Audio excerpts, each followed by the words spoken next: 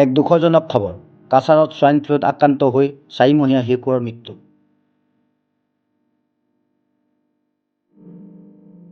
চিকিৎসাধীন অৱস্থাত নিশা মৃত্যু হয় শিশুটিৰ। বৰাকত স্বাইন ফ্লুত আক্ৰান্ত হৈ বৰ্তমানলৈ মৃত্যু হৈছে দুটিকৈ শিশু। জানিব পৰা মতে, শিলচৰ মেডিকেল কলেজত স্বাইন ফ্লুত আক্ৰান্ত হৈ বৰ্তমানেও এজন চিকিৎসাধীন হৈ আছে।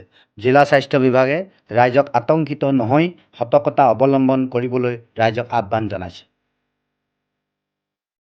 লেংডন বাতৰি দৰ্শকক পুনৰবাৰ জনাব বিচাৰিছো, এক দুখজনক খবৰ। কাছাৰত স্বাইন ফ্লুত আক্ৰান্ত হৈ 4 মহীয়া শিশুৰ মৃত্যু। চিকিৎসাধীন অৱস্থাত নিশা মৃত্যু হয় শিশুটিৰ। বৰাকত স্বাইন ফ্লুত আক্ৰান্ত হৈ বৰ্তমানলৈ মৃত্যু হৈছে দুটিকৈ শিশু। জানিব পৰা মতে, শিলচৰ মেডিকেল কলেজত স্বাইন ফ্লুত আক্ৰান্ত হৈ বৰ্তমানেও এজন চিকিৎসাধীন হৈ আছে।